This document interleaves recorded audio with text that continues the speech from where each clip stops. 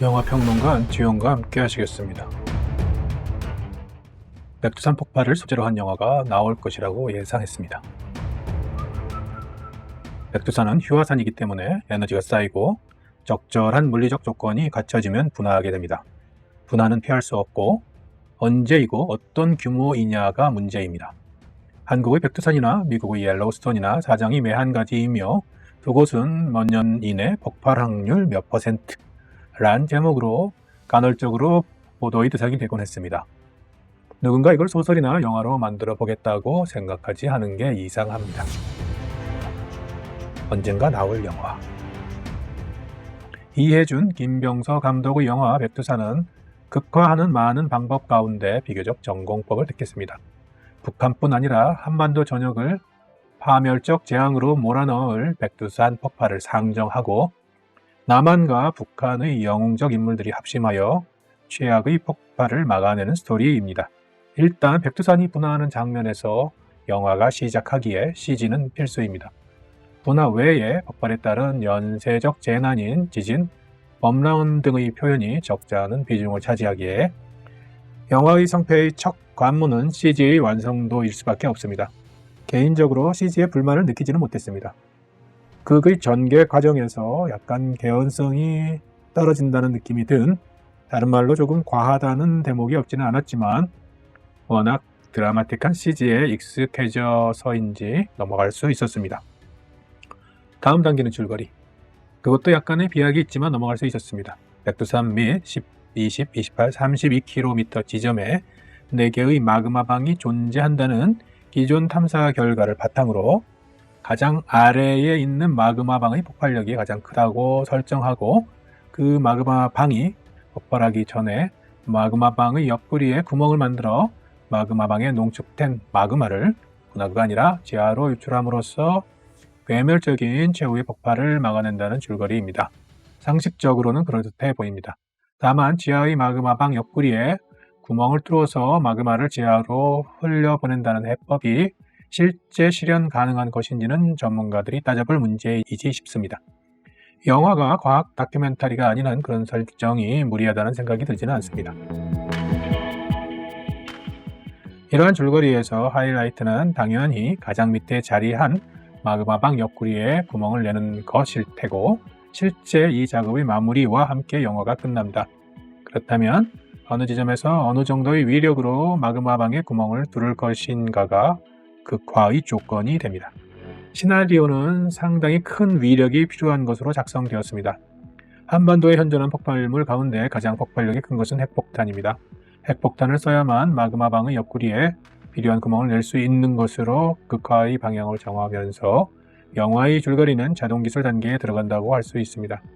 한반도에 존재하는 핵무기는 미군 아니면 북한군 소유입니다. 백두산의 괴멸적 최종 폭발을 망대세라고 미군이 한국 정부에게 핵폭탄을 내어줄 가능성은 현실적으로 전무합니다. 백두산 폭발을 막는데 쓰라고 미국이 남한의 핵폭탄을 내어줄까? 백두산은 북한과 중국의 국경에 자리 잡고 있어서 미군의 핵무기가 중국의 턱 밑에서 터지는 상황을 국제정치의 관점에서 상상하기 어렵습니다. 게다가 백두산 화산 폭발로 만약 한반도가 초토화한다면 한국의 산업이 일시에 붕괴하기에 만성적 과잉 공급 상태인 세계 경제로서는 호재이며 미국과 일본으로선 국익에 보탬이 된다고 판단을 내릴 확률이 높습니다. 따라서 핵폭탄의 출처는 북한일 수밖에 없습니다. 북한의 협조를 받든지 아니면 탈취하든지 두 가지 상황 중에서 영화 백두산 제작진은 후자를 선택했습니다. 핵무기 탈취 및 탈취한 핵무기로 마그마방 옆구리에 구멍 내기는 남한군이 단독으로 진행하는 비밀 작전으로 수행됩니다. 국군 특전사 EOD 소속 조인창 대위 하정우가 연기했죠.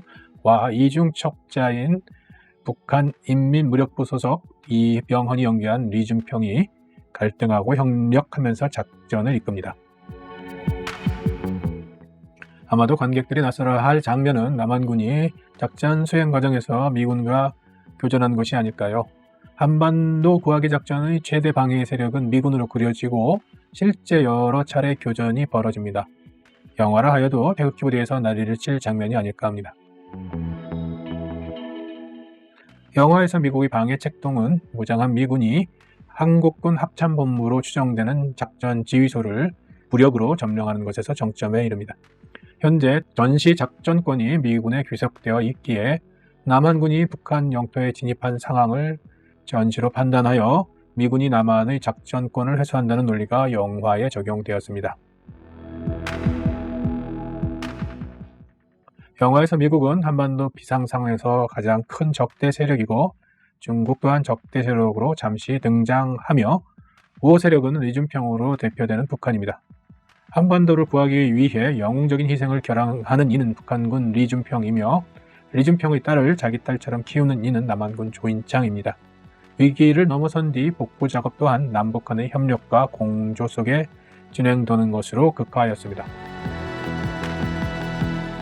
한반도에 대한 미국의 입장과 미국의 이익을 냉정하고 정확하게 판단하였다는 측면에서 이 영화 제작진의 국제정치 감각이 나쁘지는 않습니다. 그러나 한반도와 한민족, 가족이란 키워드를 중심으로 주인공들의 주된 행동 동기를 설명한 데는 다소 국뽕적인 요소가 엿보입니다. 국제정치에 관한 냉철한 인식이 약간의 국뽕적인 취향과 어울리지 못할 것은 아니지만 자칫 상업적 반미라는 오해의 소지를 남길 수도 있지 싶습니다. 개인적으로는 영화 속과 같은 상황이 현실에서 벌어진다면 미국이 실제로 영화처럼 행동할 것이라고 예상합니다. 타의에 의해 원하지 않는 상황에 던져진 남북한 군인들의 행동 또한 충분한 개연성을 갖습니다. 이제 약간의 웃음 코드와 심파가 적절한 수준이었느냐 하는 판단이 남는데요. 이 영화는 아주 빠르게 전개되지는 않지만 느리게 가는 영화도 아닙니다. 영화 백두산이 전형적인 오락 영화라고 할 때 양념이 적절했는지는 비평의 영역이라기보다는 관객의 영역이지 싶습니다. 즉 상업적 고려는 시장의 판단으로 평가받아야 한다는 이야기입니다.